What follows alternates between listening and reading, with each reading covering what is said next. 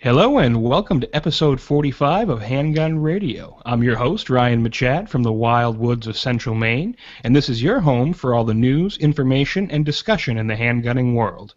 This week is Handgun Radio's Beauty Pageant, so I've assembled a small panel of guests to discuss what they think are the most beautiful and the most ugly guns, as well as some picks from the Handgun Radio listeners. So as always, Handgun Radio is brought to you by the Firearms Radio Network, and Brownells helps make Handgun Radio possible. Selection, service, and satisfaction. Find it all at Brownells. If you're doing any shopping with Brownells, please use our affiliate link, www.handgunradio.com/Brownells, to help support the show.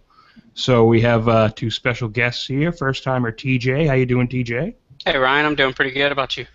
Pretty good. And Handgun Radio veteran here, or becoming a veteran, Weird Beard. How you doing, Weird? I'm doing very good.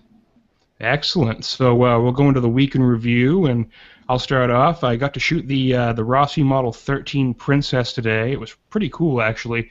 I talked about this a few episodes ago. It's the really small 22 LR. It's based on, I guess, on the Smith & Wesson M frame, but it's made by Rossi. It's a Zamac casting, Zamac alloy. It's not of the greatest quality. You can see there's some flame cutting in the top strap, probably from someone who ran a bunch of high velocity, like Stingers or something, through it.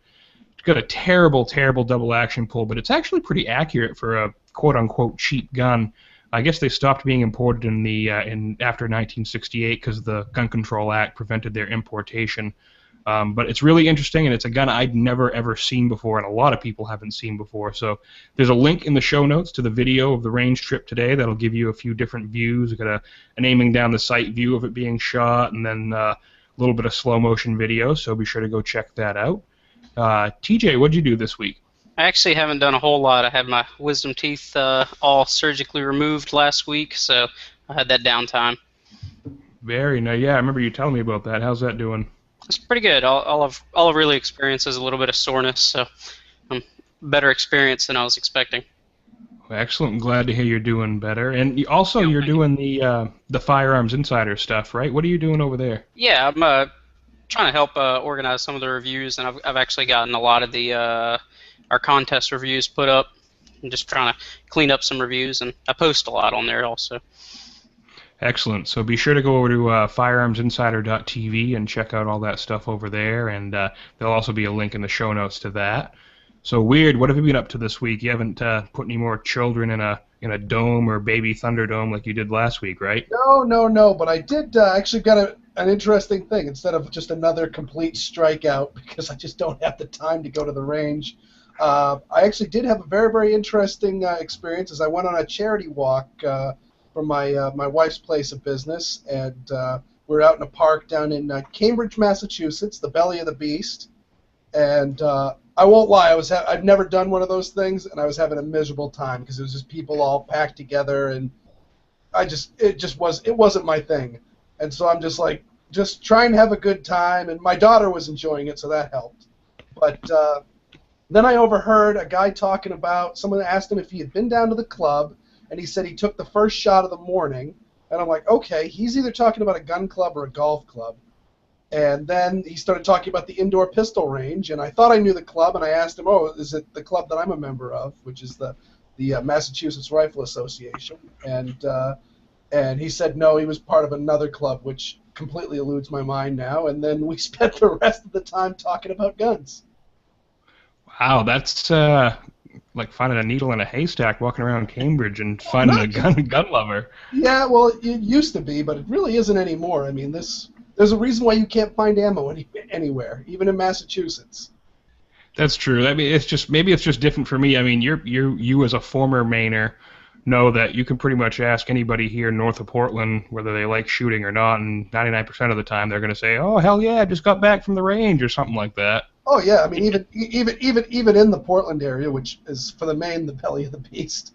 I mean, there's still it's one of those. Even the non-gunners own guns. They've got an old revolver, an old shotgun tucked in an attic somewhere. Yeah, I think down here in South Louisiana, you ask anybody that question, they'll probably just kind of look at you funny, like, "What is this? Serious question?" Yeah, I mean the only reason why you don't have that here in Massachusetts is because you need a permit to own a gun. So Yeah. so people just having an old an old Smith & Wesson Model 10 kicking around in a sock drawer is a criminal offense. So they get rid of it. I loved it when I was up at school. When I went to college, I had a roommate from Massachusetts, and he was like, I said, "Oh yeah, I'm going to buy a gun," and he's like, "Don't you have to show your permit and everything?" I was like, "Permit? What are you talking about?"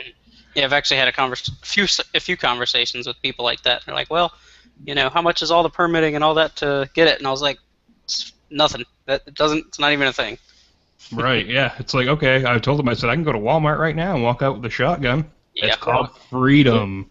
Ryan, we need to do a show about that at some point because moving from Maine to Massachusetts, there was some serious culture shock. We're gonna have to put a politics alert on that one. Probably an explicit one too. Well, we can keep it fairly politics free. I mean, it's really just laws. Right. I mean, there is a certain kind of politician that in states set laws, and they're the only kind we have down here in Massachusetts. But yeah, it's definitely a one-party state down there. So we're going to move into the main topic, which is going to be the Handgun Radio Beauty Pageant. So welcome to the first annual Handgun Radio Beauty Pageant, and we may have follow-up entries down the road depending upon how many new beautiful and ugly guns come out in the future. First off, I'm just going to set a few ground rules so we can kind of narrow it down, but both guys have pretty much put their picks down there along with mine. So we can choose any fairly modern handgun, but we didn't really choose any like flintlocks, wheel locks, because those can't really be properly compared with modern guns. They're not really comparable in terms of beauty or ugliness because they're just a whole different beast. So having a firearm included in the ugly list does not mean it is a bad handgun. So please, no hate mail. This is purely opinion-based. So, I'll say right now, one of my guns that I've picked out is a gun in my own collection that I love desperately. It is a beautiful, wonderful gun, but it is just ugly as hell. So I'll add on to that disclaimer. Just because he gave that disclaimer doesn't mean they're all great either. Right, yeah, that's the thing. We're not bashing your handgun because it's a terrible handgun. We may just think for us it's not the greatest looking handgun, but opinions vary, and that's the great part about opinions. So this is just a list totally for fun. This is really a fun episode. So a lot of people have compiled lists of what they think are ugly guns, but very few do both sides of the coin. So we're going to have a few choices each in the most beautiful and the most ugly. And we're going to go around and discuss each category, so we each have our entry. And then at the end, we'll try to discuss, come to some sort of consensus in each category as to what we agree on is probably the most beautiful and the most ugly. So I will start off with the most beautiful revolver category. And this one for me was a toss-up. It was between the Colt Python and the Smith & Wesson Registered Magnum. So I have there, and also there are pictures in the show notes, handgunradio.com/045, so you can see the guns we're talking about. The Colt Python has always been considered the Rolls-Royce of the double-action revolver world, but the Registered Magnum, which was later called the Model 27, predated it by many years. I believe it was 1935. The Model 27 uses a half-lugged barrel with a larger end frame, and the Colt Python uses a fully lugged barrel, giving it the distinctive profile that we all know and love. There was a significant difference between the two guns in terms of manufacturing, however. The Python was always known for its brilliant fit and finish, and the Model 27 had really incredible bluing, and the fit was extraordinary, but it was a really high-priced gun, and basically, when that gun started out, it was the Registered Magnum, so you would get a certificate from the factory with, the serial number. It was registered with the factory as being papered to this owner. And then as it went on, it became the Model 27. And then once the price started to become sort of a sore point for some buyers, they came out with the Model 28, which allowed the average gun owner of the time to purchase a well-made revolver without all the frills and for a more affordable price. Now, if I'm not mistaken, Colt never really made a budget Python, at least not one that followed the profile of the Python exactly. They did make other cheaper models like the Trooper, I think Mark III, I believe, or Mark II, but none of them really looked like the Python. So being a Smith & Wesson guy, I would normally say the Model 27 wins, but in this round, I have to say the Colt Python is going to get my vote, probably because I may never get to own one, unfortunately. Have you guys ever shot either of these guns? I've shot a Python. What'd you think of it? I think it's the most beautiful revolver ever made. What about you, TJ? Yeah, I've never shot either one of them. I have very limited revolver experience. But the Python is a great looking revolver. I'm going to add a caveat in here that it needs to be in the royal blue finish. Those that had the what was it? Was it nickel plated? Was the silver Pythons? Yeah, it was like the double diamond or whatever they call it. It was a stainless nickel plated. Yeah, nickel plated. They didn't have stainless back then. I mean the nickel plated ones looked fine, but that royal blue Colt finish was. I mean, first up, I'd always heard about, like, back before I really got seriously into guns, I'd always hear something about a gun with a blue finish, and I never really got the meaning of it because blue guns are black as far as my eyes go. You look at, like, you see, like, blue, Remington 700 or something like that. It's black, and that's not. But this thing is a deep, deep navy blue, and it looks like, you're looking down into, like, a trench in the ocean sort of thing. I mean, it's just a mile deep, and it's astounding. I've never seen any gun that gets close to that quality of bluing ever. What did you think of the trigger pull and stuff when you shot the one you shot, Weird? It's also the best trigger pull of any revolver out there. My only complaint about the Colt guns is the trigger pull is, I believe the trigger pull is lighter. I've never actually put a trigger gauge to them, but they feel really, really, really light. But I think they managed to do that with the fact that the hammer goes way further back than, like, on a Smith & Wesson or a Ruger, and so it's really, really light, but it's really, really long. But just on the Pythons, it's just buttery smooth.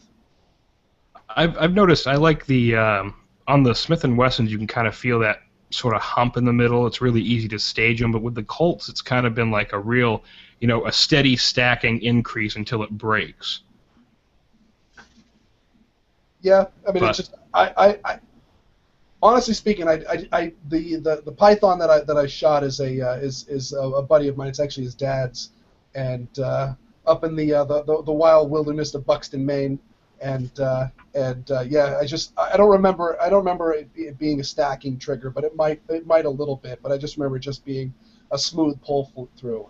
I actually compared the pull on my Car PM45 to a Colt Python in double action, and just that it's long, it's light, and it's really smooth all the way through. Right, and we had talked about this with Grant Cunningham when he was on episode 30 of Handgun Radio. And he discussed, and also Doug Turnbull did too, the bluing, I guess, is the product of many, many man-hours of hand polishing, carding, using different buffers, and it's just a lot of polishing. But the metal, basically the metal finish is the most important part.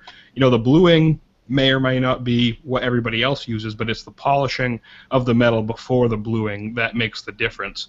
The other thing that Grant noted was the Pythons are a great, great gun, but they do tend to, like, when they start going out of time, they tend to start getting worse and worse and worse until the gun becomes dangerous to shoot. So they can be harder to have maintained by a gunsmith because just they're a little bit more complicated, I would say, than a Smith & Wesson. So a lot of gunsmiths really don't know where to start in terms of the Python. So, like, Grant's one of the masters of the Python for customization and, like repair work and stuff like that. Stuff that, may be easy on a Smith & Wesson might not be as easy on a Colt Python. Yeah, I do remember your interview with Grant, and he basically said that's how he got into Pythons, was nobody would work on it, nobody would give him any kind of a trigger job, so he's like, well, I'll just figure it out myself.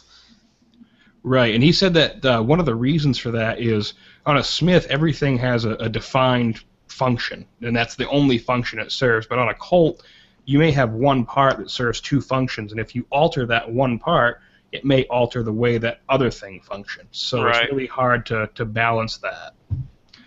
So we'll move on. We'll go to TJ. So what is your most ugly revolver, TJ? Are we doing Most ugly ugly or most beautiful? Oh, sorry, both beautiful.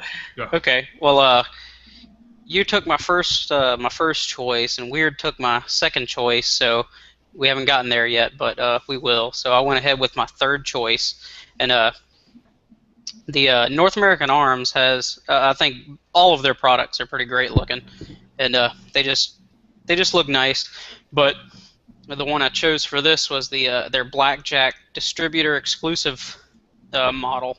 It's got their it's basically a blued version of their standard revolver with the 1 1/8 inch barrel, I believe it is, and then it's got these rosewood grips with a spade engraved into it, and I believe it comes with like a commemorative hand of cards. But I just love these little revolvers, and it just stood out as a good-looking revolver. No, these are awesome. That's cool. Was that from Tallow Distributors? Yeah, I believe so. Yeah. My only concern would be with the porting on the barrel, because it's just such a small gun. I have a 22 LR version myself, and I would be like, man, I'm gonna burn my hand with that. I was actually just about to mention the porting. It's only a 1 1/8 inch barrel, and the porting looks like it takes up at least half the barrel. I think it'd probably be much served without the porting. You're only getting 1 inch barrel worth of velocity. It probably cuts it down a pretty good bit. Right. But for this contest, you got to admit that porting looks beautiful. I mean, I hadn't even heard about this gun before I saw you post that picture, and yeah, I got to say I spent a little bit of time looking at it because it is really a stunning revolver. Well, looking up a picture. I'd seen it before. I was just trying to find a picture to post in here, but I went to their website and they have a coming soon kind of section. They have this particular model, but in a 1 5/8 inch barrel, which I think look even better, just because I think those little 1 1/8 inch barrels are just a little too snubby. They just kind of throw off the proportions a little bit, but the 1 5/8, they really bring out the proportions properly. You know, one thing I was really, really sad about, I was almost as sad about this as I was with the R51. When NAA announced, I don't remember how long ago it was, but they had one, and I don't even remember the name of it, but it was a break top 22. It looked like a Schofield, a miniaturized Schofield, and it automatic ejection. I was like, that is awesome. And Gun Blast reviewed it, and the thing, it just looks so cool. And I was in line to buy one, and then they were like, yeah, we're only going to make 300 of them, and they're all like bought and paid for, so you can't have one. Yeah, it's actually called the Ranger. The Ranger, that was, yeah. Yep, and that is a pretty awesome little revolver. But I think, if I remember right, I spent a lot of time on the NAA forums because I'm kind of obsessive. But I think the reason they decided not to produce those is because they had to be about $450, $500 to justify the time and machining and all that, and they just didn't believe that anybody would be, or not enough people would be willing to pay that for something where their base model is only $200 or sub $200. Right. Yeah, I paid $210 for my my 22 long rifle version. Yeah. So I mean that would be quite a step up. I mean, you're looking at a full size service pistol for that price, but yeah, it was just so cool. It was like, you know, a miniature Schofield. I mean, who would have thought of that? Yeah, those actually are really cool. Didn't even think about that for the contest though. That'd be a runner-up. How about that? I actually talked to the people at North American Arms at I believe it was the Houston NRA convention, or whichever one was right after when they announced that it was coming out, and they didn't even have one at the in the booth. And I was asking about it, and that they exactly said that. They said, "Yeah, we're not gonna do any serious production of it just because they're too expensive to produce. We couldn't get the cost low enough for it." So, I mean, that's where the Sidewinder came about. Yeah, the Sidewinder was really cool. I liked that too, but it just seemed like the Ranger, you know, having it so small and the swing-out cylinder might be a little bit cumbersome because it's just so tiny, but having that little just flip up and all the shells pop out and you're ready to go again, that was so cool. Also, the Sidewinder works. I mean, it's a great little gun, and if I didn't live in Massachusetts, I'd probably look into getting one, but that's actually the... I have the same 22 NAA that you have, and the former owner of mine sold it to me and then used the money as a down payment for a Sidewinder because he moved to Virginia where you can get them.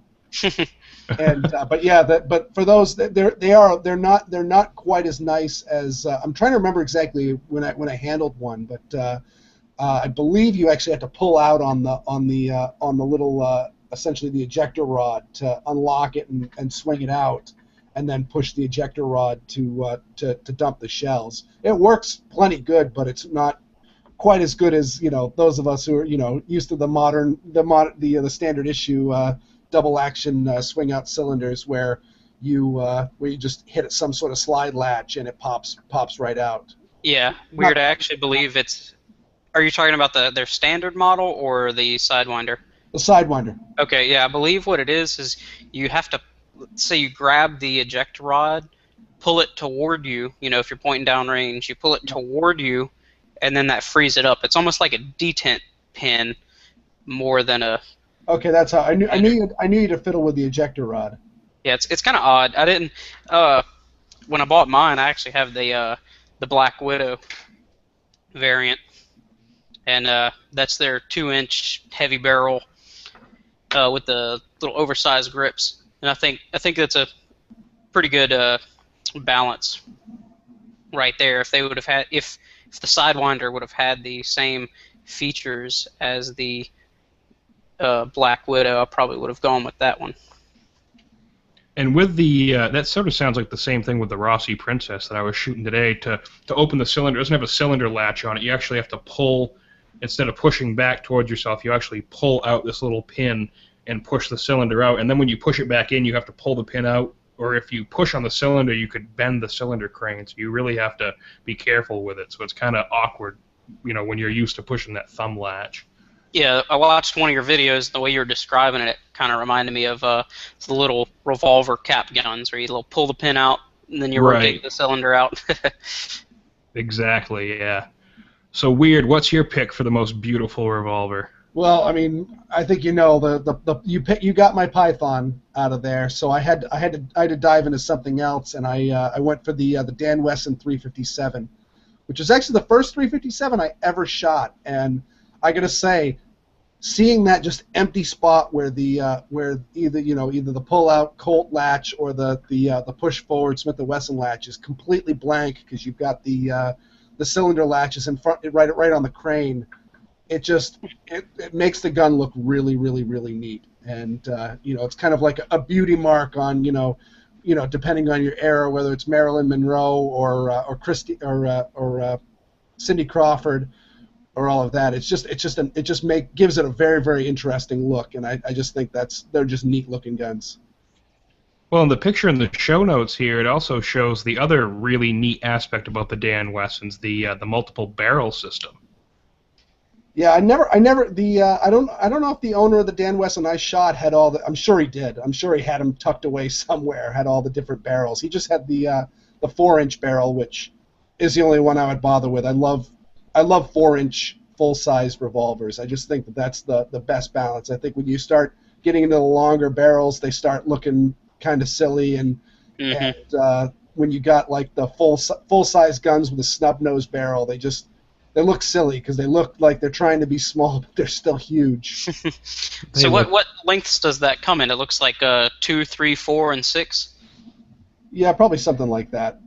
I think I'm not that much of an aficionado. I mean, I think the big bore snubbies look badass, but that's just me. Yeah, it's weird because like you got what is that? What frame size is that? Would you say, Weird? I'm looking at that. It looks like maybe an L frame. It doesn't look like an N frame. It's between a K and L maybe. It's right around a K and an L. It's been a long time since I've shot one, but I mean, honestly speaking, when I'm holding like a Smith & Wesson in my hand, the difference between a K and an L frame are just so minuscule to me that I really can't tell the difference between them. Right. They feel just like a full-size revolver. So it's very much the same size as thereabouts of a 686, whether it be or a 686 or like a Model 13. So whether it be a K frame or an L frame or something in between. Due to the ties of Dan Wesson to Smith & Wesson, I suspect it's one of those. Right. And that's, I don't know why this is, but I really, really like 44 Special for some reason. Maybe it's just because I'm weird, but I would think a set like this in 44 Special would just be awesome because I could switch out to a snubby barrel to have that big bore snubby that you hate, weird, and then have a hunting. I think that's now we're getting into the thing is we're talking about. No, I think they're absolutely fantastic. Fantastic guns. I mean, my father-in-law has in his will that either when he passes away or when he finally buys something else and wants to get rid of it, I am going to get his model 66, and it's got a 2-inch barrel on it, and it is a phenomenal gun. I cannot wait until it's part of my collection. I hope it's while my father-in-law is still alive, so it's not a bittersweet moment. But I think they're fine, absolutely fine guns. As far as the looks go, I don't think they're very functional. I think they lose some of the form. There's nothing like seeing those big 44 caliber holes, though. Yeah. Oh, yeah. No, I mean, and I will have to say, I have a huge love affair with the 454 Casull Ruger Alaskan. Oh, so yeah, so that is so a that, nice. That is a short-barreled, gigantic revolver that I'm madly in love with.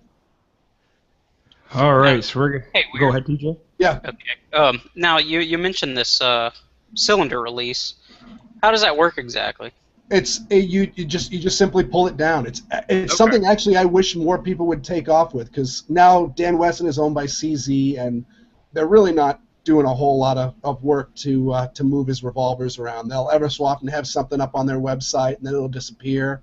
They had for a while. They had the 44 Ultra Mag, some sort of monstrous Dan Wesson design, 44 Magnum, pshaw. I'm the 445 Ultra Mag. 445, and and that was a Super Mag, humongous mag.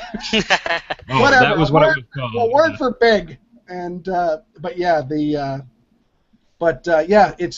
it's simply pulled down, and I've always really liked it because you can unload that gun completely with your left hand. So the idea is when the gun goes dry, your left hand just moves up and grabs onto the cylinder just the way you're supposed to. Right. And you move your thumb forward onto the crane, push it down, and it comes free, and then your thumb's right above the ejector rod. And meanwhile, while this is all going around, your right hand could be reaching for a speed loader. It's a brilliant design. I wish more people would. I wish somebody would, if it's not still patented or anything like that, I wish somebody would, take off with it, because CZ's obviously not giving them the justice that they deserve. So these are still newly manufactured? I believe I just looked at the CZ website, and there is actually some huge slab-sided 357 Magnum the Dan Wesson design on their website. So yeah, they still spit them out from time to time. Okay. Yeah, Dan Wesson used to be an independent company, and then they were gone for a little while, and then CZ bought the brand, I think. Dan Wesson's been like Charter Arms. It's gone through like a million different variants. I think there's been at least 5 different company names. I'd have to go to the Wikipedia page, but the Wikipedia page for Dan Wesson Firearms has the list of all the different names of the Dan Wesson groups. Yeah. Okay.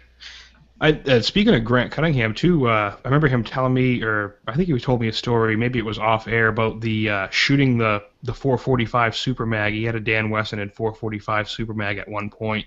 He used to go into the indoor range, turn the lights down, put the 3-inch barrel on the gun, and shoot it just to see the huge ball of fire out of the end of it. That's pretty cool. Oh, not quite as cool as my as my buddy who was told to he wasn't banned from the range because he's like, I don't think you did anything against the safety rules, but he was shooting off. He hot loads up 500 Smith & Wesson Magnums, and he touched off one of the rounds, and the fluorescent light fixture above his head shattered and fell to the ground. Oh wow! The safety officer called the ceasefire, says, I don't think you did anything that's against the club rules, but do not do that again. And all he did was shoot the darn thing. Wow. But yeah, no, he's definitely put my arm in a sling a few times. One load that felt really good while I was shooting it, and I kept shooting it until the next morning when my hand was a claw, was his 12 gauge duplication load, which was a 1 ounce wad cutter, or it was a flat point lead bullet with a gas check, going at I think he said 1,500 feet per second from a 4-inch barrel. Wow. Ooh. It was a lot of fun until the next morning when I woke up and realized that my right hand was no longer functioning. Now, what were you shooting that out of? That was a Smith & Wesson 500 Magnum. Okay. So those are pretty beefy, so you may not have felt it right away. I mean, you feel it, but it's just one of those things. It's all the. I mean, I'm a recoil whore. I love, big, crazy, heavy revolvers. Like I said, I want myself a Ruger Alaskan and 454 Casull, because 44 Magnums for pikers. But and one of the keys to not getting completely knocked around with a real powerful handgun is just to squeeze it like you're holding on for dear life. The more pressure you've got on that gun, the less it's going to snake around in your hand, and the less it's going to flip on you. And so all that isometric tension and all of that squeezing pressure, it really irritates the tendons in your hand. So you end up getting a nice case of tendonitis if you shoot. In my case, I shot 15 rounds of those 12-gauge slug loads, and yeah, that definitely left me hurting for 2 or 3 days afterwards. Oh man. So we're going to move into the most beautiful semi-auto category. So the first one for me here, and this is a very hard toss-up for me. I'm a huge fan of the Browning High Power ever since I saw it in Beverly Hills Cop a long time ago. Especially the really nicely blued ones, but I'm also a huge fan of the Colt 1903 and 1908 pistols. For this one, I think I got to go with the Browning High Power, simply because it's just a more modern firearm, and it would still have very many useful practical applications in defensive shooting today. It may be somewhat outclassed by the latest, plastic high-speed, low-drag polymer handguns, but it's still a fairly functional and highly great-looking combat pistol. The Colt 1903 and 1908, while still being fairly modern in that they look like a semi-automatic pistol, fire somewhat less powerful cartridges than the high power. The small cartridges, compared to the size of the pistol, really takes them out of the pocket gun category that we know today, and they're shooting in the 1903 32 ACP and in the 1908 380. So on this contest, in this category, I got to go with the Browning High Power. I may have to disagree with you on that one for those choices. When I was thinking about this, when you told me you wanted me on for this show, that was actually one of the first guns that I popped into my mind was the 1903. Especially, I mean, again, that's back in the days when they did bluing considerably differently than they do today. I mean, most stuff now is all these ceramic coatings and all that, which are phenomenal for as far as wear resistance and sweat resistance and all that stuff, but they're not as pretty. Just that deep high polished bluing and all. I've seen some absolutely amazing 1903s, and again, not talking about the quality. I think definitely a shorter, smaller gun is a considerably better gun in that category. But the dimensions of the 1903 are really pretty. I just think they just got it right for as far as looks go. Yeah, I really like the looks of the 03 also. That's definitely one gun that I'd eventually like to get my hands on. I know, Ryan, you own one and have a pretty good bit of experience with them, which makes me jealous. Oh, you guys are making me feel bad now because I can't shoot mine. It's still got a broken firing pin. Oh man, still? Still, I can't find the part. Weeks, right? Oh, I've been all over the place. I cannot find that rear firing pin. There's plenty of front pins, but apparently the rear firing pins is what break on everybody. I should put you in touch with my buddy Wally at York Arms down in Hollis. He could probably turn one out on his lathe pretty quick. It's a pretty simple piece. I've seen the schematics for it. I think I have the piece somewhere around here. It's in 2 pieces though. I'll just tack weld it. Yeah, there we go. I'm just going to super glue it. I'm sure it'll be fine. Buff it out. Have either of you guys had any experience with either guns? I know, Weird, you shot the high power, right? Yeah, I've shot both of them, and yeah, no, the high power does have really, really good looks. I do not. The first time I ever shot a high power, I was immediately comparing it to a 1911. It's very obviously a Browning design, and I just I just don't like them as much as the 1911. I don't know if I can put my finger on what exactly it is about them that turns me off as much, but they're very, very pretty. They've got some really good lines to them. I love the taper at the front of the slide. That really is really is pretty. Yeah, that taper definitely it adds a nice little touch. It's also, like, I gotta say, like, the first time I picked up a high power and shot it, I was like, wow, this is the easiest shooting 9mm I've ever fired. I mean, it's a large handgun, so, I mean, some of that weight takes care of the, small, little recoil that the 9mm produces, but the grip and just the way it's designed, it just feels great in most hands. I like plastics a little bit better as far as 9mm goes. They're not as pretty, but I really think plastic is king when it comes to, I mean, really any modern semi-auto. I really think polymer is kind of the magic voodoo stuff for the fact that it makes the gun really, really light, but that little bit of flex I mean, at least I've never actually seen anybody that actually has documented how much a polymer frame flexes during recoil. But geez, every polymer handgun I've ever shot seems to shoot a whole lot softer than even a gun that's a lot heavier.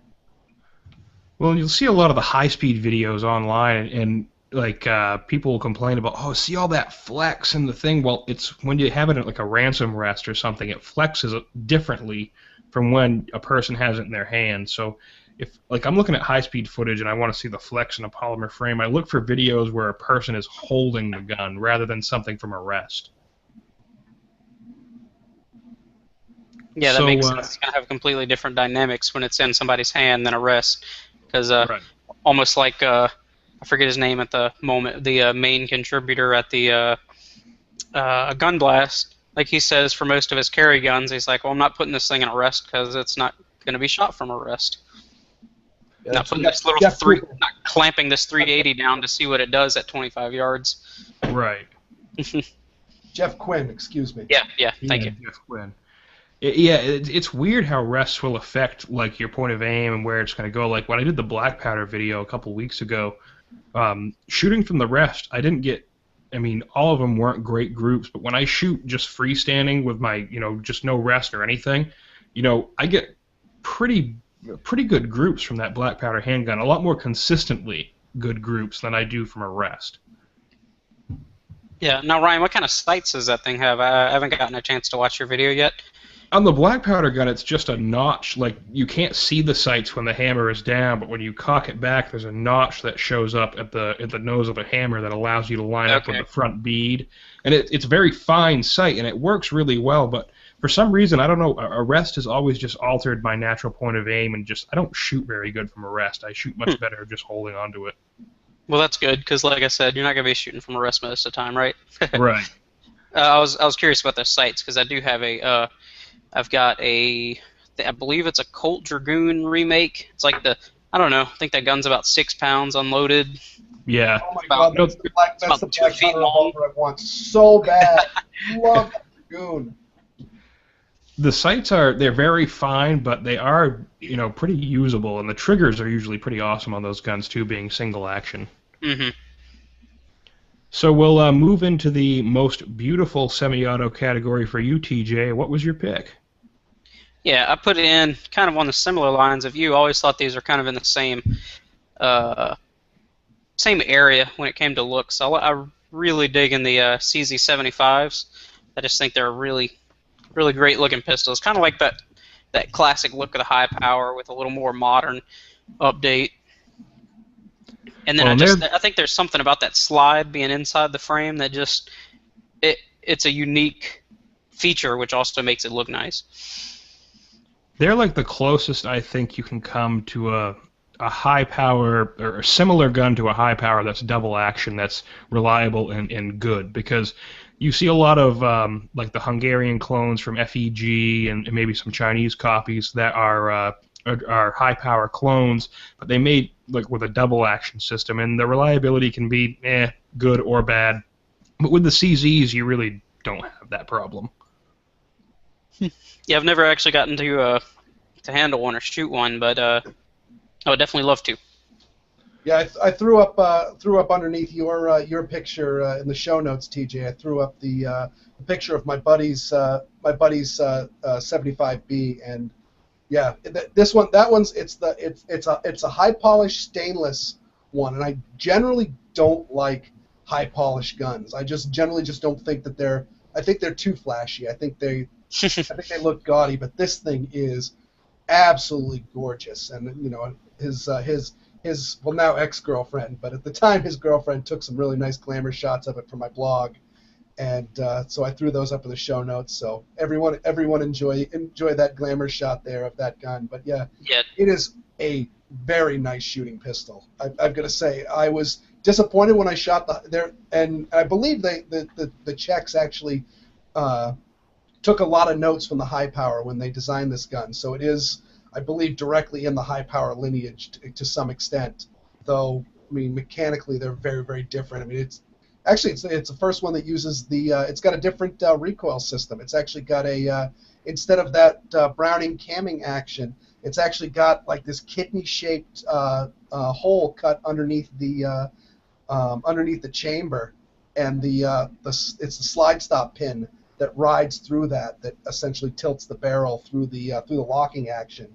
And now, is that similar to the cars? It's identical to the cars and okay. to the Colt Mustang family. So also your Sig 238s and 938s, and yeah, it's a neat little design. And again, it's got the slide rails on the inside, which is really, really cool. And since it is made by the Czechoslovakians, the ejection is quite spirited. It will send rounds into the next zip code. Yeah, actually, I've never shot a 75, but I own a, what is it, the 82, 83, yep. I forget which one it is, the 9 Mac version. That thing, I've had it bounce off of the partitions at the range and hit me in the head almost consistently at times. I was shooting my 82 at a little indoor pistol range, and the bays were maybe 15, 25. You know, the firing line was maybe 15, 25 feet long, and I was shooting at maybe the third or fourth range from the third or fourth booth from the left, and I was bouncing them off the far wall, and bouncing them off enough that I was hearing them as I was firing. Wow. One of the things I've heard complaints with the CZ series guns with that interior slide rails is that it's sometimes really hard if you have weak hands, maybe arthritis or something, to get enough purchase on the slide to chamber around. It's a really thin slide. So yeah. I imagine that would be an issue. I've got a pretty strong grip, and so that's not really an issue for me, but. Mm-hmm. You don't have as much surface area as, say, like a 1911 or something like that. Definitely not anything made by the Germans where they make those monstrous slides. Yep. I do have to say that picture that you threw in there, too, I like the contrast of the wood with the steel. Oh, yeah. No, this is a really, really pretty gun. I always like that. So, Weird, what is your choice for the most beautiful semi-auto? Well, I had to go for, I gotta say, I don't really think about guns as far as beauty that much. I used to think about it a lot more before I really got into shooting, and or just had like a handful of guns and hadn't really shot a whole lot of anything. And so my absolute number, I had to put in a 1911. But of course, with 1911s, I mean, look at like the Colt Black Army, 1911, and that thing is just a workhorse.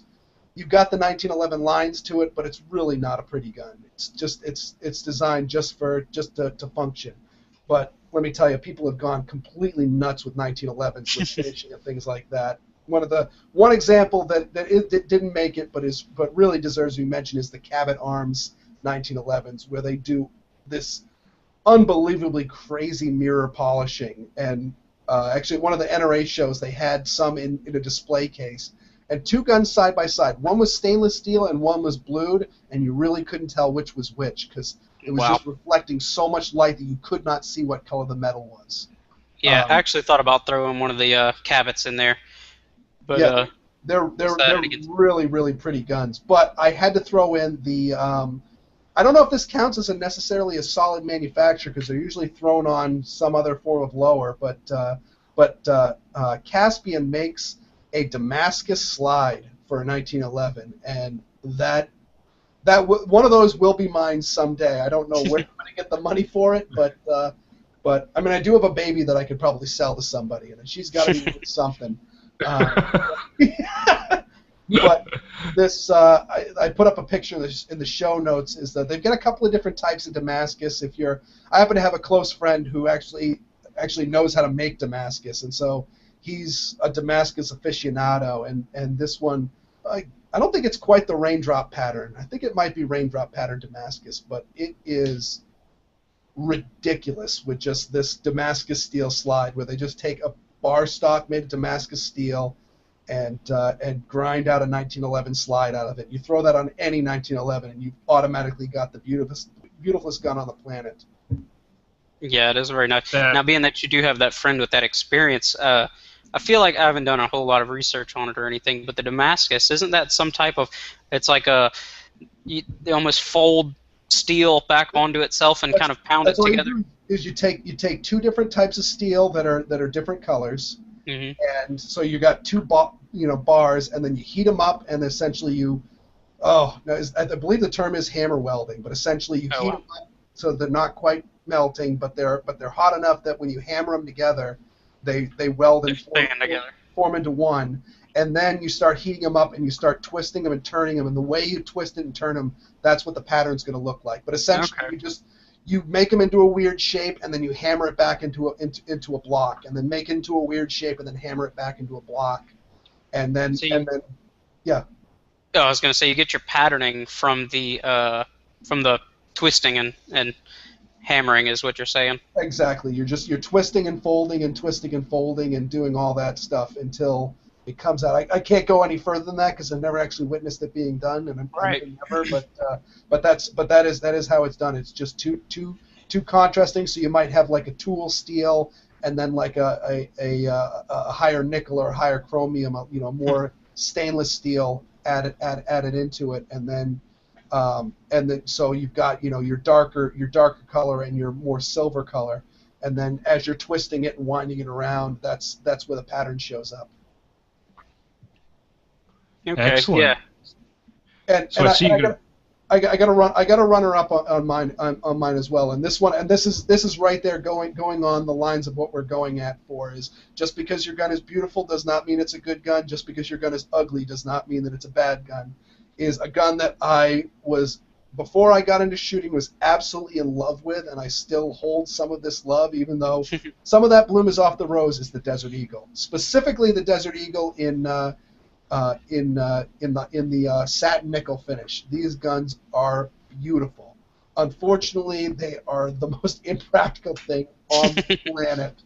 And the more I shoot, I'll be at the range and someone will have one, and they'll be like, "Do you mind if I put a couple of rounds down range?" And I'll run a mag through the gun, and every mag I run through the gun, I like them a little bit less. but yeah, I picked one of these up at a pawn shop, I believe it was, just to, I was pretty young, so I was just kind of wanting to, you get that stage where all you want to do is fondle a Desert Eagle. So went to the pawn shop, picked one up, and I'm like, wow. Ryan, the other day you were talking about Coke bottle grips. These things are like Coke can grips. They're enormous. Yeah, these things are huge. For all us old Counter-Strike players, remember the Deagle that came up with a weird name. Yeah, but I gotta say, just the way the slide essentially works underneath the barrel, and the barrel's kind of got that triangular shape, and you've got that kind of teardrop counterweight at the muzzle, and oh god, I mean, it's just a really, really pretty design. I really think that they're really nice looking guns. Well, and it works a lot. The slide's more of a bolt than it is a slide, really. It works a lot like the Colt Woodsman. You got that fixed barrel that's just like part of the frame, and then that piece coming back, but it's just this huge. The ejection port isn't some little area. It's like the whole open top of the gun when the slide's back. Yeah, I mean, well, it's very, very similar on that in that sort of aspect. I mean, the barrel's not part of the frame. It's kind of like your 1903, where it's It is a separate part, but when the gun's fully assembled, it's completely locked in. So yeah, Right. the barrel does not move at all, and it's gas operated. And yeah, the slide is not a bolt, but a bolt carrier. Right. That's because there's actually a separate bolt that comes right out of the gun, and it's a rotating bolt like on an AR-15. Wow, sounds pretty interesting. I'll probably eventually want to shoot one, but I just haven't gotten the chance yet. I ordered my my Lee Progressive press. There was some sort of mistake in the ordering, and they shipped it with 44 Magnum dies instead of 45 ACP dies.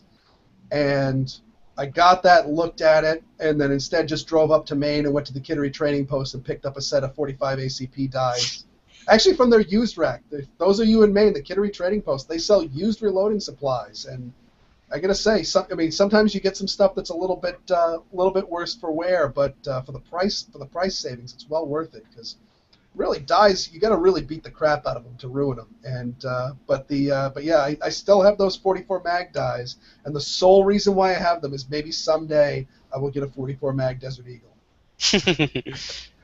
Now, weird, being that we're on the beauty pageant aspect, don't the 357s have a little bit of maybe a thinner barrel profile or something, to where it seems like I've seen that before, where they just kind of look a little misproportional? I believe that it's in the earlier model. The Mark 19 is the current one that's going through. There was a Mark before that, which I forget what it was. It wasn't 18 or anything like that. I think it might be like Mark 7. But again, my love for the Desert Eagle has waned. Catch me, 10 years ago, I would have been able to rattle all this off. But the earlier Desert Eagles, the 357. I think all of them were a little bit different. They were all each unique guns. They were a little bit sized differently and shaped differently. So the three, you could tell the difference between the different calibers by looking at them. But the current production ones are just plug and play. They just swapped out the important parts. And if you have a Mark 19 Desert Eagle, you can swap it to any Desert Eagle caliber out there by just switching out your barrel, your bolt, and your magazine. Yeah, I believe they actually sell them as kits. Don't quote me on that, but I believe I've seen somewhere where you can buy a 50 AE, and it also comes with a 44, your choice of 44 or 357. Like you said, the important parts. If it's not true, it friggin' should be, because that's a brilliant marketing design. It's just like the Dan Wesson with all the different barrels. I mean, how often are you switching between revolver barrels? But shipping them as a package, that's a selling point. Yep. Right. And actually, thinking about this reminds me, I worked with a guy who's he's one of the concealed carry class instructors at our local range. He said he had a guy come through one day, and that was his chosen pistol to take the test with, was his Desert Eagle and 50 AE. Don't know. Now that would make sense if you're in Texas, because of their silly carry laws, where when you qualify with something, if you qualify with a revolver, you're only allowed to carry a revolver the size that you qualified on or smaller.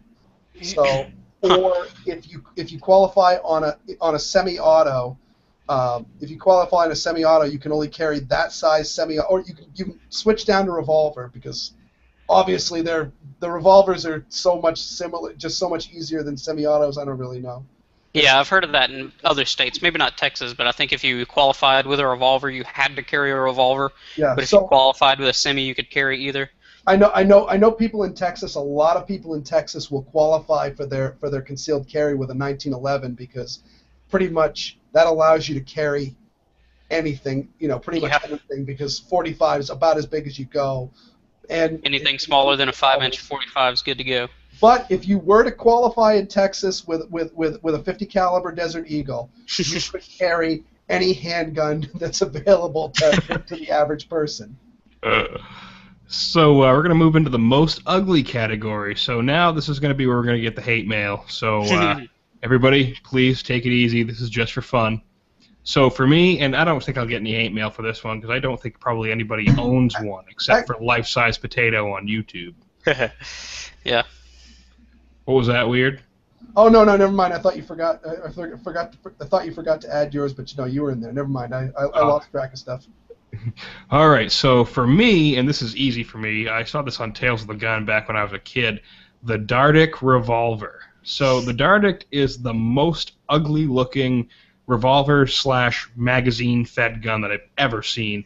It has a unique system of operation. It's an open-chamber gun, meaning that rather than having several circular chambers cut into a cylinder, it has 3 chambers that have no outer wall. The top strap of the frame forms the outer wall of the chamber when a cartridge is properly aligned with the barrel. Now, the reason for this is the open chamber design was to allow for rounds to be fed into the 3-shot cylinder from a magazine that was mounted on the grip of the gun, much like a semi-auto. The revolver shot these weird triangular-shaped cartridges called Trowns. You could get them in a fully loaded cartridge, or you could get Tround adapters, which were triangular plastic things that you slid like a standard .38 special into. And the Trounds allowed for the chamber to be properly sealed upon firing using this open chamber design. The revolver then had an ejection port on the left side of the gun to eject the spent plastic Trounds and free up the chamber to be reloaded again by the magazine. And the Dardic really was an answer to a question that nobody asked. At the time it was introduced, semi-automatic pistols were already pretty well established in the marketplace. Have any of you guys heard of this thing? Oh man, this thing, I was fascinated by this thing when I was about 14 and surfing 4chan. This thing was just great, and then it subsided, and then like you mentioned, life-size potato. I think you ought to link to that, because it's probably pretty much impossible to explain how this thing works over audio, and if people are having trouble seeing that, they need to go watch that life-size potato on YouTube of this pistol. It's like you said, the question that nobody asked. I think, to me, functionality has a lot to do with. If it's just completely unfunctional, it can be the most beautiful thing in the world. If it's not very functional, it's gonna kind of be garbage in my eyes. But this thing, if I remember right, the top of it into the magazine in the grip, and then it had this weird staggering thing that kind of never worked right, and it's just a mess. It's just got such a strange profile to it, and yeah. I mean, I could see having a magazine-fed revolver, but at the time this came out, it was like 1950, 1960. It's like semi-autos were already well established at this point. I didn't realize it was that recent, actually. Thought it was older than that. Fairly recent, because I probably have more experience with a Dardic than you guys, and it's not a whole lot of experience. I actually know an owner of a Dardic. Oh, wow. Really? And even better is he got it from Dardic, the actual guy. He knew the guy I believe is from Massachusetts, and he knew the guy. He's my mechanic, and he has a Dardic in a display case. I haven't been over to his home to see it, but I just see him at the shop, and we talk guns most of the time. And I'm like, man, shouldn't you be working on cars? But I really want to talk about guns. Yeah, no, it's a freaky gun. I mean, it's specifically like the chambers are open, and actually the chamber is sealed by the top strap when the round is in firing position. They're really, it's a really weird design. But Dardic actually built the revolver not as not as a question that nobody asked, but just as a way to get him into the civilian market, because really what he was going for was machine guns, and the Dardic machine guns are really cool designs, because you don't have a reciprocating bolt. They were all working on that rotating type design, and instead of being belt fed off of either cloth or the disintegrating link type design, these things were running off. They were just glued to strips of cardboard, and it would just run them through and spit them out. And the cyclic rate on them was astoundingly high. I'm sure they were melting barrels, because he wasn't really making the cyclic rate that high to prove a point or for functional things, but just to show how fast he could do it because of the design. But the military never picked it up, and there went Dardic, because all of his civilian makes were really, really bizarre things. Yeah. Before we get off of it, I also want to point out, it may not look in the pictures, it may not look so enormous, I guess you could say, but in that video we referenced earlier, I know he puts down I think it's a Beretta 92, he puts down next to it, and this thing, like, if it weren't for that thin barrel profile, you probably couldn't see that Beretta 92. The grips are at least a good inch longer and just much bulkier. It's just huge. It has like this just little tiny grip and this huge like bulbous top and this little tiny skinny barrel. Now, back to the Dan Wesson thing again, talking about packaging things together. I'm fairly certain when these things were sold, they had different barrels where you could have your 38. I think they came with like a 4-inch and a 2-inch 38, and then I think some of them even came with 22 conversions. They did. That's just an interesting note. And they also had a carbine conversion kit that you could throw a carbine up on top of them. Really? Yeah. Did that come with a longer barrel? You pick? Yeah. It was like a. There's pictures of it on the internet, but it's essentially it was a longer barrel and then it kind of went up over the top of it. A longer barrel with some high-rise sights on it and. Okay. And then it had a shoulder stock on it, so it was just kind of one big unit that you would take the barrel off and then just drop it on the top somehow, and then screw it in, and all of a sudden now you've got a .357 Magnum carbine that shoots weird plastic triangular rounds. Actually, I feel like I've seen that carbine conversion kit going on auction sites for ridiculous amounts of money. No, that's awesome. I didn't know they made a carbine. Yeah, I don't think they made very many of them. They didn't make very many of any of them. Right. So what did you pick for the ugliest revolver category, TJ? Okay, for my pick, the ugliest revolver for me has got to be the Rohm RG10. It's a German company that produced what many people claim the world's worst handgun. And many of the complaints I've seen are like the sights will be on crooked, they're just not reliable, stuff just kind of falls apart, and they just seem to be plagued with disappointment, I guess you could say. But this particular model is their 22 short model, and it kind of has the same aesthetics of that Dartic, where the frame just kind of stops, and you have this little pencil thin barrel, and then it's just not proportional at all, and it's just funky looking revolver. It looks like one of those cheap, like early airsoft, like plastic revolvers I've seen in like advertised for like $19 or like a starter pistol. It looks like a starter pistol. That's probably kind of disappointing because I'm sure you could probably pick one of these up for less than that $19. This is a key example of I like to look at function over form. And that's kind of a thing of beauty to me. And this thing is very obviously horrible function, and that just further degrades the absolutely ugly form of this revolver. Yeah, I mean, I've heard terrible stories of barrels flying out and hammers falling off, just bullets keyholing, just ridiculous. Just they're terrible quality from what I hear. I've heard stories of people having to hold the friggin' cylinder with their fingers to keep it properly aligned so the gun would shoot. I'm like, yeah, when you have to do that, the gun is unsafe to shoot. You should not be trying to shoot it again. No, that's the custom hand timing action. Yeah, exactly. So, Weird, what did you pick in the ugliest revolver category? All right, here we go. I was almost ready to talk about the Nagant revolver because those things are homely. But I realized, you know what? There is an absolutely ugly revolver, and that ugly revolver is in my gun safe. It happens to be a revolver that I am madly in love with. I love this revolver. I would recommend it to anybody, and that is the Ruger LCR 22 long rifle. And I gotta, when you look at the LCRs are ugly. They're just hideous guns.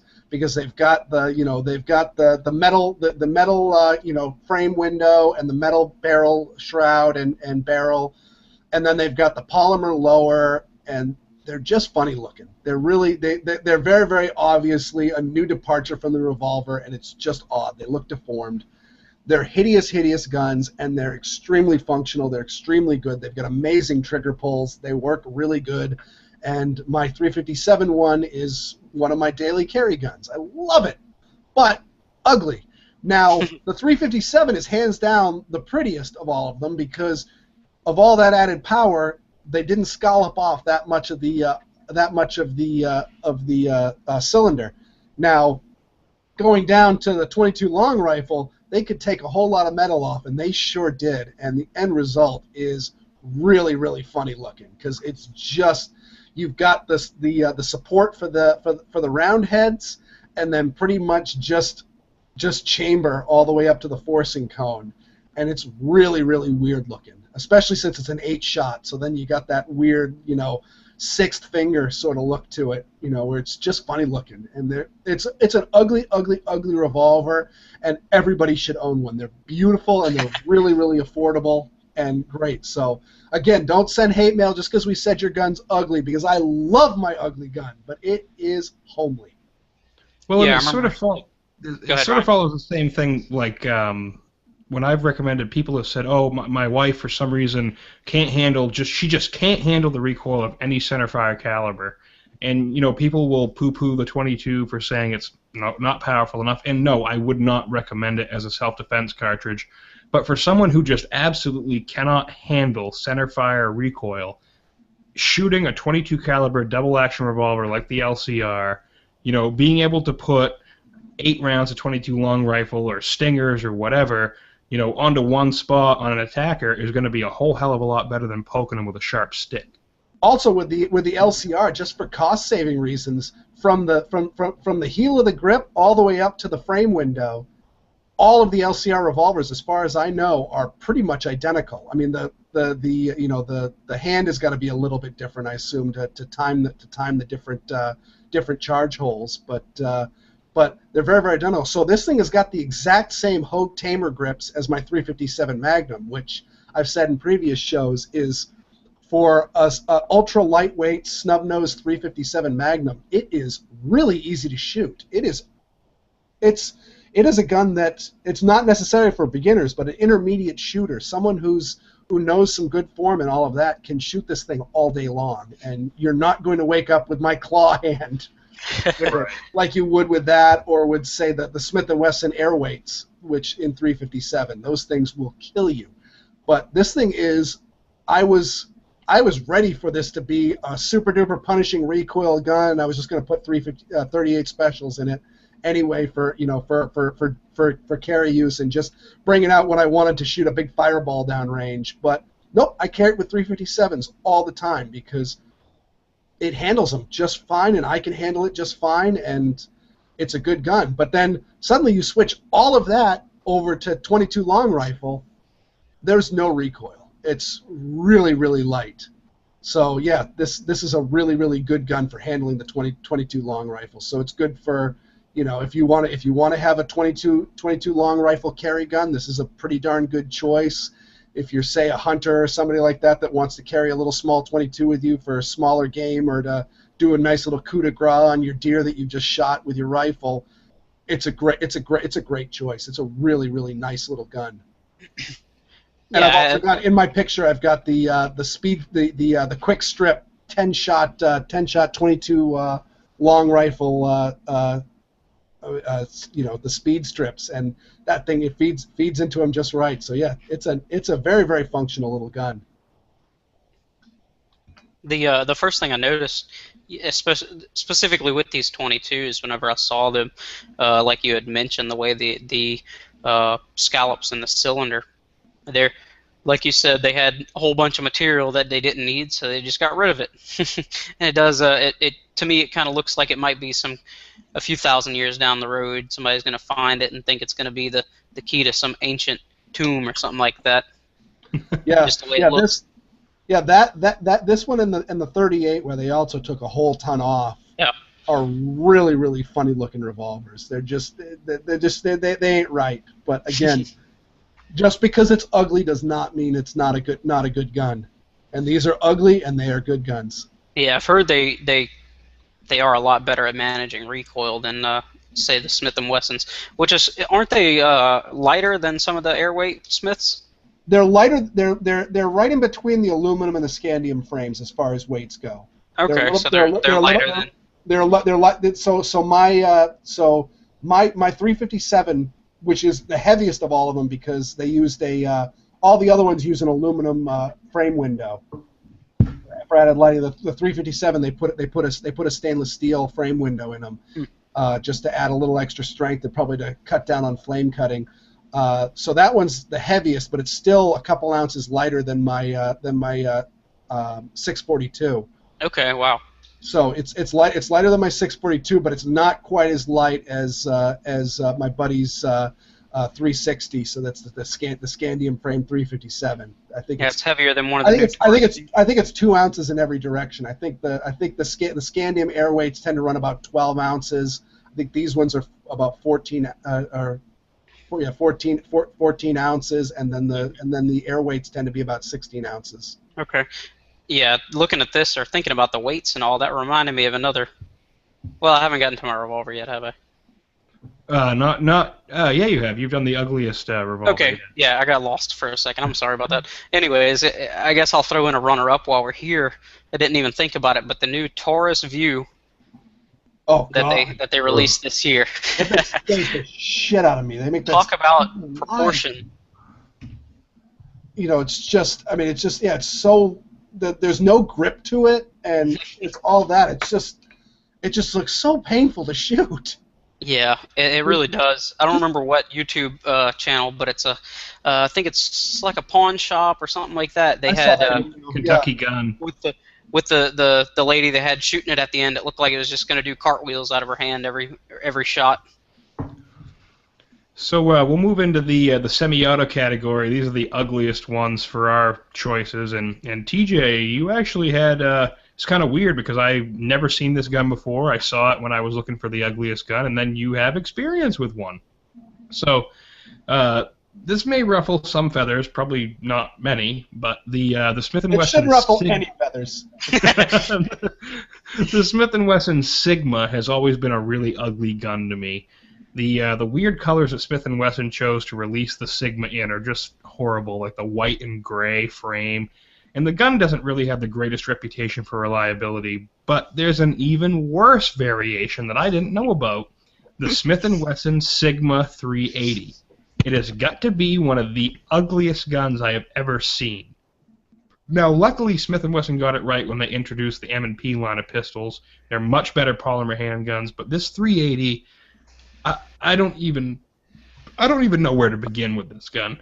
The magazine release looks crazy, and TJ will explain that a little bit in a second here. But the grip looks like you just took a piece of clay and squeezed it and stuck it on the frame of the gun, and that's it. It's just the most misproportioned, like, it looks like it's very slide heavy. So, TJ, you're, like, probably weird. You said you had a little bit of experience, maybe, but I've never seen one of these, so what the hell is wrong with this gun? About everything, I guess you could say. Honestly, though, you mentioned the grip. The grip, I actually liked the feel of the grip. It had a nice. I bought one of these from a friend.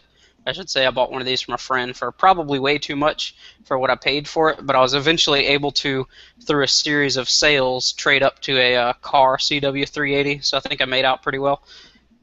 And I think I only ended up spending like $10 on all that. But anyways, after I bought this, the grip is a little bit wider than you'd imagine, say from like an LCP, and so it made it relatively comfortable to hold, to grab onto, pull it out of a pocket. But the pocket carry itself, it's kind of terrible. It's I haven't looked up the dimensions of it, but it's definitely probably much thicker than, say, like your Kel-Tec or your LCP, and it is very slide heavy, like you had mentioned. And I know that you always hear the thing with your snub nose revolvers, your little Kel-Tecs and Rugers, and all the smaller pistols. People always say, they're made to be carried often, not shot so often. But that's just kind of not really speaking to reliability and wear all the time. This one, yeah, they probably should have put that in the manual. Basically, by the time I got it, I can't tell you how many rounds had been through it beforehand, but I can't imagine it would be a whole lot. But whenever I took this pistol down, there's like this, almost like peening on the bottom of the feed ramp. I have no clue how this would even happen, because it doesn't make contact with the round. You know, I kind of studied it a little bit, trying to figure out what was going on. But it's almost like they just used lead for the feed ramp, and it just kind of mushed up. That's interesting. It's so weird looking. I can't wrap my mind around the way they designed this gun. Yeah, it's very odd. And the magazine release, yeah, you did mention that. The magazine release, I think the easiest way to explain it is like if you've ever had to change the headlights on your vehicle, the way you have that little tab, you know, you got to push the tab and pull it out. Well, if you look in the second picture that we have there, you'll be able to see it a little better because that's some contrast. That's actually the one that I owned after I personally beautified it to give it some Duracoat coloring. But if you're looking at it, it's got a green grip frame and the tan, everything else, and that little tan bit inside the grip frame is the magazine. Guess you could call it release. That stays with the magazine. You squeeze, there's another tab on both sides. You just squeeze those tabs together and yank it out, which makes the magazines very large, and it's kind of clunky. Well, I can't even fathom like that mag change. No, it's. Have you ever seen one of these weird? The only time I've ever seen them, and I'm very, very surprised that anyone would bother with this, is I've only seen them in movies, and they've been in a ton of movies. If you go to like the the Internet Firearms Movie Channel, IMFDB. Yeah, IMFDB, which I can hardly finish a movie these days without pulling that thing up, going, oh, what was that gun? That looked like this, but I didn't get a closer look at it, and someone's got a freeze frame of it. Right. But yeah, there's a bunch of movies that use this homely little gun. And again, yeah, you've got it was also a straight blowback, so that also adds that heavy slide, and just generally the bigger you make a straight blowback pistol, the uglier it gets. Right. Oh, back to the function thing again. If you look at the slide, there's no apparent sights, which actually I kind of like this about it. It has almost like a revolver has your gutter kind of machined into the top. You know, you just kind of line that gutter up with the front sight. Well, this has that gutter down the entire thing, and at the front it has a front sight post. So it widen. I think the entire gutter is a little bit wider than the front sight post. So you can. That kind of makes it like a Colt 1908 25. That they have that sort of sight to it, where the rear sight is just they just ground a notch in the bottom of it, and there's a front sight post in the middle of that notch. Yeah, I believe that's the end of the notch. Probably pretty close. So TJ, what did you pick for your ugliest semi-auto? Oh, real quick before we move on, I got a couple specs here that I wanted to throw out there. This thing is, I looked it up on Which Gun. I don't know if you guys have ever used that website, but it's pretty great for comparing handguns, you know, sizes and specs and all that. I'm comparing it right here with a Kel-Tec P3AT. The Kel-Tec is 0.79 inches wide. The Smith & Wesson Sigma 380 is 0.98, so it's pretty close to a quarter-inch thicker than everything else you think of these days. That's also about the same width as a Car PM9, so yeah, that's a thick gun. Yeah, it's let's see, it's also 14 ounces versus 8.3 ounces, so. Yeah, all right. How was the trigger pull, TJ? There were unnecessary clicks from start to finish. Not entirely sure how that's possible, but it just seemed to click and crunch its way down the line. Was it the proverbial dragging a piano down a dirt road with your finger? Possibly. It wasn't terribly heavy. It was just crunchy and not very good. Also, again, I don't want to focus on this for too long, but if you look at my picture, you look where the slide kind of meets the back of the frame. It just doesn't look like it's on there quite right, and I don't know I don't know if that's designed that way. If it is, then it's a terrible looking design, but it just looks like something's not quite in the right spot. Yeah, there's a huge gap between the frame and the slide on both pictures. Yeah, well, that's not even what I'm talking about. If you look at mine, like the beaver tail, you go all the way to the back of that beaver tail, go follow it up, and the slide looks like it's forward about 1/8 of an inch. Yeah, it doesn't line up. That's weird. Yeah. Could be that it's held together by roll pins. The way you take it apart, you punch a roll pin out, and it just kind of stuff flies everywhere. Oh, man. So what did you pick for your ugliest semi-auto, TJ? Okay, now this one, I kind of went with a odd one that honestly I'm not sure a lot of people have even seen these. I don't really see them around too much. I think maybe you guys covered it on your episode with Ian from Forgotten Weapons. But I've got the bore chart, if that's pronounced properly, C93. Yep. And I believe this was designed in conjunction with Luger. I don't remember his first name right offhand, but the guy that designed the Luger also. So it's got that toggle lock where you kind of, if nobody's seen that the way that works, you pull it kind of upward and back almost, and it's got this hinging bolt. I'm probably not explaining it very well, but this pistol is very misproportional. Looks like the grip's like 0 degree straight up and down. And then the best way I can describe everything behind the trigger kind of looks like one of the aliens from the movie Aliens. It's basically like the recoil spring mechanism. I think there's a coil spring in that it's like back part.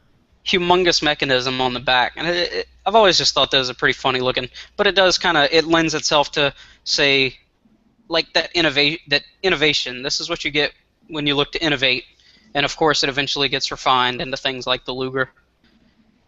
I think this was one of the first semi-autos. I think this actually came before the Luger. Yeah, I believe so. That's kind of what I was getting at if I didn't say that properly. Crazy like T-square look to it though. Yeah, it's pretty much it's almost just as long behind the grip as it is in front of the grip. If that can kind of tell somebody about the proportions, very misproportional. And it's also kind of neat. It's a bottleneck 32 caliber, I believe, 7.65. That's the 32, right?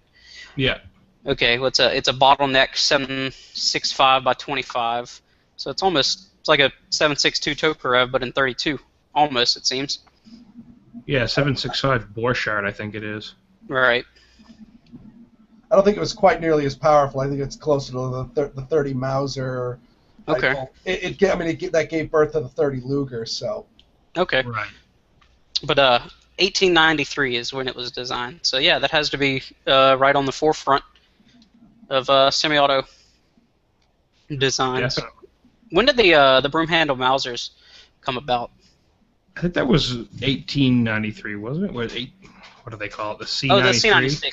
C96, I believe it is. C96, so 1896, yeah. Yeah, okay. Just curious.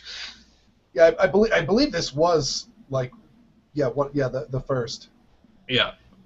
So weird. What did you pick? I know we probably talked about this last episode. Yeah, let me see. Yeah, the Nambu. It's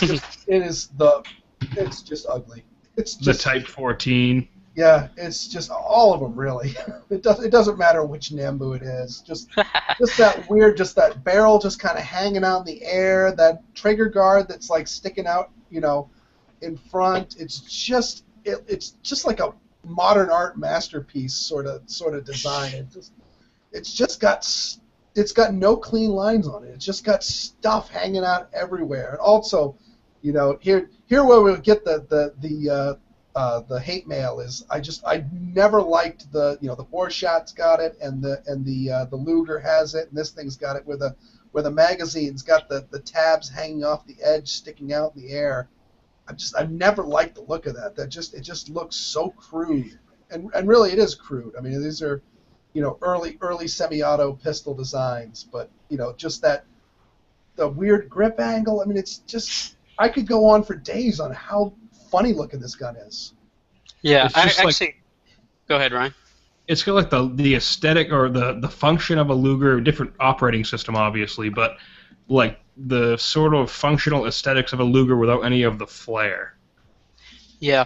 Now, if I'm not misremembering, I feel like these were almost designed during the last ditch for Japan, if I'm right.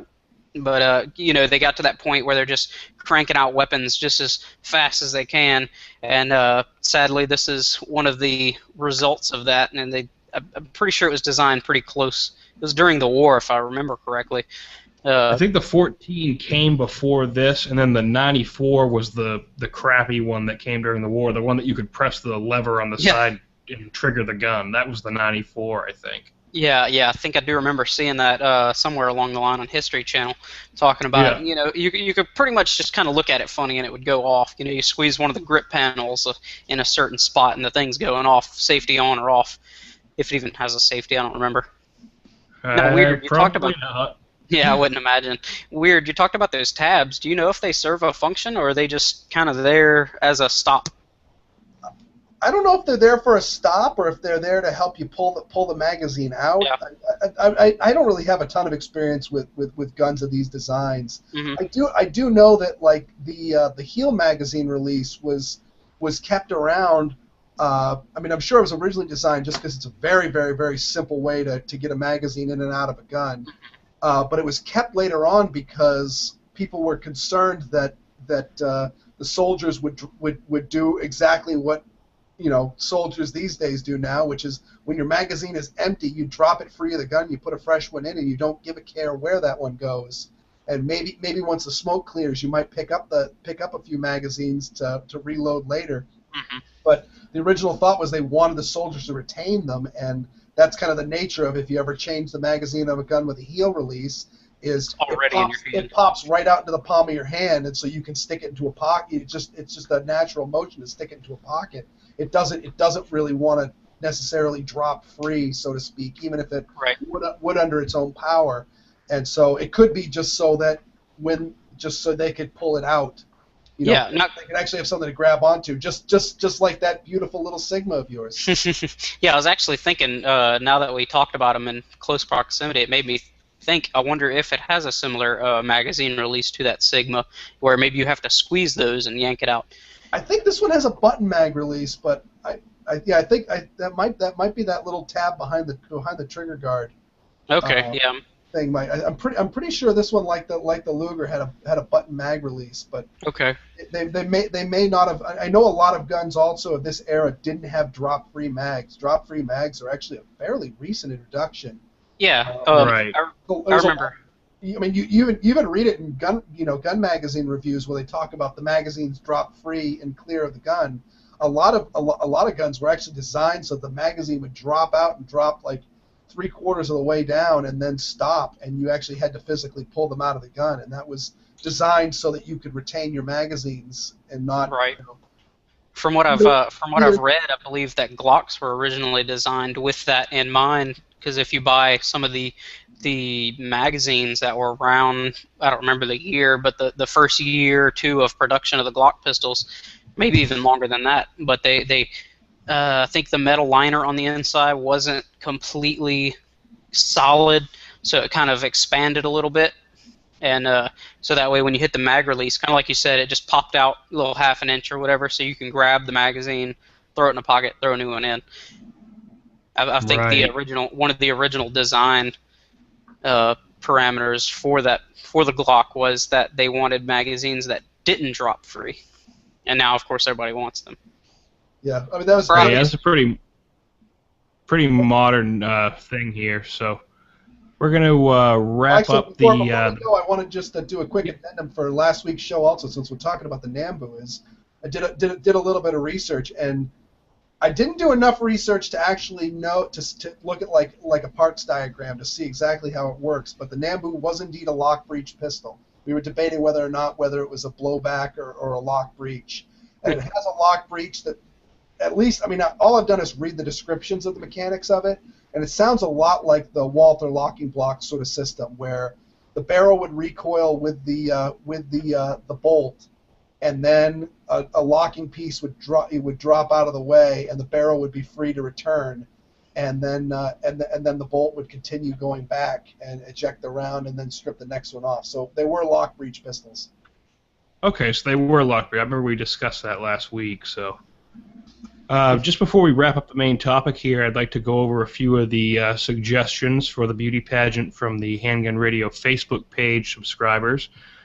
Nick D says the Colt Python, it's an absolute work of art. He's not a revolver guy, but he'd love to own one of those. And he thinks a Glock is his favorite ugly handgun. And there were a lot of votes for the High Point, too. Mark H also said for the beautiful handguns, the Jerry Miculek Model 625. And for ugly, he also voted the Glock and the PX4. And then Stephen 8K voted for the High Point. So we knew we'd get the High Point in there somewhere. So we're going to wrap up the...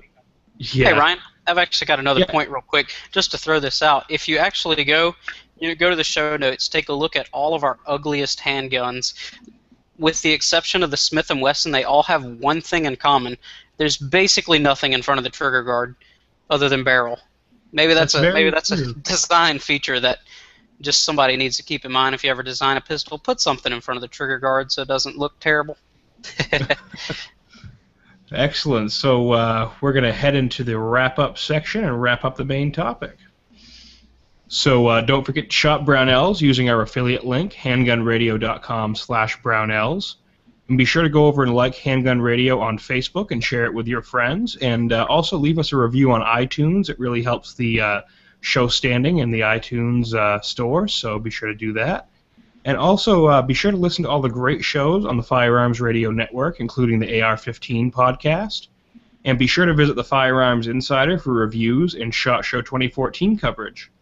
So is there anything you'd like to plug, TJ? Yeah, I was actually just going to kind of go along your last suggestion and just urge people to go take a look at the Firearms Insider. Recently, I've gotten put up a lot of community reviews that people have submitted through our contest that we had going on Gun Guy Radio. So we're putting up a lot of those reviews. So just go take a look at those. And if anybody ever wants to make a review for anything, just send me an email at tj@firearmsradio.tv, and I'll get you set up. Excellent. And Weird? As usual, you can reach me at weirdworld.com. That's my blog. And, of course, we podcast every Thursday on the Squirrel Report, which is sqrpt.com. And that's a fun little call-in show. So everybody join in on Thursday at the exact same time as this show and call in and prattle on about whatever the heck you want to prattle on about. Excellent. Well, thank you both for coming on. I really appreciate it, and I think we had a great discussion on our favorite ugly and beautiful handguns. Yeah, it was pretty good discussion, Ryan. I know we didn't vote. You were talking about voting on which one we decided was going to win the pageant or not, but we could easily say that the Colt Python wins it in the revolver section. Yeah. I think the Colt Python wins above all of them. I don't know. It'd be too hard for me to vote. I got thinking about it, man. I was like, I can't pick any of my favorites here because all the beautiful ones are just so damn good looking. And all the ugly ones are just kind of like that. Just throw them all in a pile, right? That's right. So that about wraps up this week's episode of Handgun Radio. So until next week, have fun and safe shooting.